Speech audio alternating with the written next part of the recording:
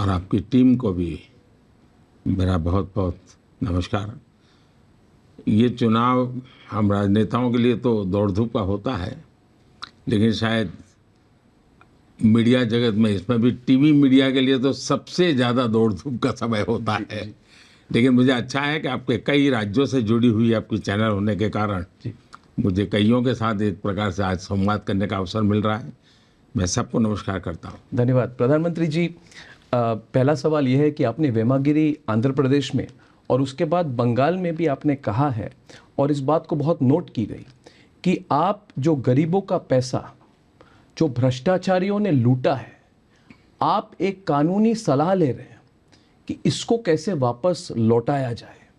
और ये अगर ऐसी कुछ हो, ऐसी कोई स्कीम हो तो शायद दुनिया भर में पहली बार होगा। इस पर अगर आप थोड़ा सा डिटेल में हमें ये बहुत अच्छा सवाल आपने पूछा है, और मैं मानता हूँ देशवासी भी जानना चाहिए, क्योंकि पब्लिक मीटिंग में मैं इतना बोल नहीं पाता हूँ जी।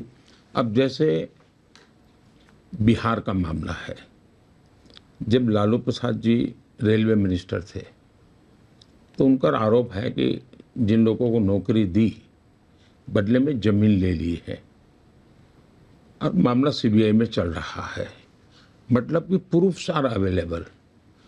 तो मेरा आग्रह रहेगा, मैं वकीलों से सलाह ले रहा हूँ कि जो बच्चे नौकरी पाने के लिए जमीन खोई है, अपनी पैतृक संपत्ति है, वो अब मजबूरी में उन्होंने दे दी, मैं चाहूँगा कि ज़मीन उन बच्चों को वापस मिले। उसी प्रकार से आपने देखा होगा बंगाल में सरकारी नौकरी की हर भर्ती का रेट कार्ड है, रेट कार्ड अवेलेबल है, और उनके हर स्तर पर वो पैसा किसको कितना मिलेगा, कहाँ जाएगा, वो भी बांटने की व्यवस्था है। अब जो टीचर है जैसे, तो कुछ तो जेन्युइन है, तो उनको मदद करने के लिए ऑलरेडी हमने एक लीगल सेल बना दिया है, जिनकी नौकरी चली गई है। लेकिन जो बेईमानी से गए, जिनके रिकॉर्ड ठीक नहीं थे लेकिन पैसे दिए हैं, तो ऐसे हमारे पास बहुत लोग हैं जिनके पैसे का ट्रेल है हमारे पास।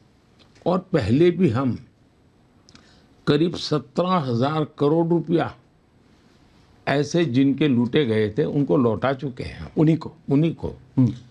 अब केरल में देखिए, कोऑपरेटिव बैंक का इतना बड़ा स्कैम, अब वो तो middle class, lower middle class family के पैसे हैं, बेचारों ने जिंदगी भर मेहनत करके बैंक में पैसा रखा था। ये कम्युनिस्ट पार्टी का वहाँ सारा बैंकों पर कंट्रोल है, उन्होंने अनाप शनाप उन पैसों से व्यापार किया, पैसे डुबो दिए, लूट लिए। अब वो उनका क्या, तो मैंने इनकी सारी की प्रॉपर्टी अटैच की हुई है, इन सारे नेताओं की भी, बैंक की भी। अब मैं उस पैसे उन गरीबों के जो डूबे हैं लौटाना चाहता हूँ, तो मैं लीगल एडवाइस लूँगा।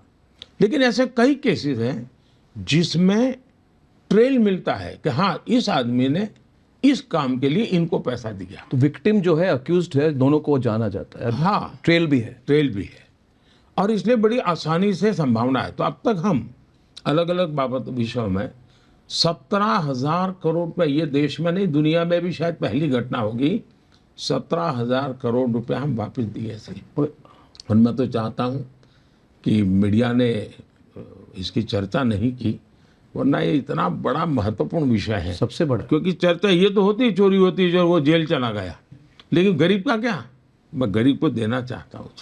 नहीं, बहुत बड़ी सोच है। क्या आपको लगता है तीसरे कार्यकाल में आप ये कर पाएंगे राष्ट्रीय स्तर पर? ऐसा है, मैंने किया तो एक सक्सेस स्टोरी है जी, एक्सपीरियंस है, लेकिन हर चीज में लीगल एडवाइस लेनी पड़ती है। मैं हवा में गोली नहीं चला सकता, लेकिन 17,000 करोड़ रुपया देने के कारण मेरा विश्वास है कि मैं दे पाऊंगा। और दूसरा, हमारे पास यानी हमारी एजेंसीज के पास करीब 1.25 लाख रुपए के जमा पड़े हैं जी, लूटे हुए इनके जी। ये आप देखते होंगे टीवी पर, नोटों के पहाड़ के पहाड़ मिल रहे हैं जी। ये किसी को तो है ना, और गरीब आदमी के ही होते हैं जी, मिडिल क्लास फैमिली के होते हैं, तो उनका हक है, उनको वापस मिले।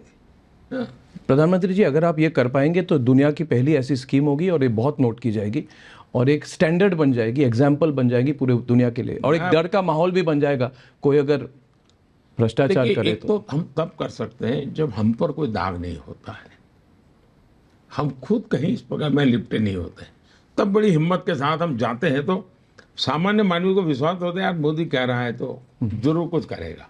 और मान लीजिए 10 में से उसको 8 पैसा मिला वापिस, तो भी इसको लगेगा कि ठीक है मेरा 2 पैसा नहीं ले पाए, ठीक है 8 लाने के लिए तो मोदी ने मेहनत की है। ये उसको मैसेज जाएगा जी। प्रधानमंत्री जी, भ्रष्टाचार से जुड़ा मेरा अगला सवाल है कि आप 2014 में आप जब सत्ता में आए तो आपने भ्रष्टाचार के खिलाफ जो आवाज़ उठाई थी, उसके बेसिस पर, आपकी लीडरशिप के बेसिस पर, आपके गुजरात के ट्रैक रिकॉर्ड पे बेसिस पर 10 साल हो गए प्रधानमंत्री जी, अब भी वो लड़ाई क्यों चल रही है? पहली बात, हम ख़त्म क्यों नहीं कर पाए इसको? दूसरी बात है कि विपक्ष कहती है कि आईसीई, इनकम टैक्स, सीबीआई और ईडी, इनका दुरुपयोग किया जा रहा है और वो कहते हैं कि क्या ये संभव है कि सिर्फ हमारे ही नेता भ्रष्ट हैं? क्या बीजेपी के कोई नेता भ्रष्ट नहीं है? बीजेपी की सरकार में भ्रष्टाचार नहीं हो रही है? तो इस पर अगर आप रिस्पॉन्ड कर। हमारे देश में चर्चा का रूप कैसे बदलता गया। पहले सभी राजनीतिक दल भ्रष्टाचार के खिलाफ बोलना एक फैशन थी, लेकिन करना वही गोरख धंधे और सबके सामने बड़े सफेद दूध जैसे दिखाई दे रहा। जब से मैं आया हूं तो पोल खुलने लगी है कि ये जो बहुत बड़ी बड़ी बातें करते थे उन्हीं के हाथ पैर में गड़बड़ है। अब ये चीजें सबूतों के सामने आई हैं। अब उनको लगा है कि हम भी जो उपदेश देते हैं भ्रष्टाचार खत्म होना चाहिए, अब दे नहीं पाएंगे, तो उनका बोलना बंद हुआ।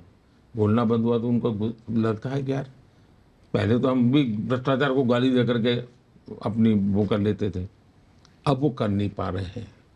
दूसरा, कोई मुझे कहे भाई 2014 में मुझसे मीडिया क्या पूछता था कि भाई 2014 में आप भ्रष्टाचार पे इतने आरोप लगा कर आए, एक्शन क्यों नहीं लिया?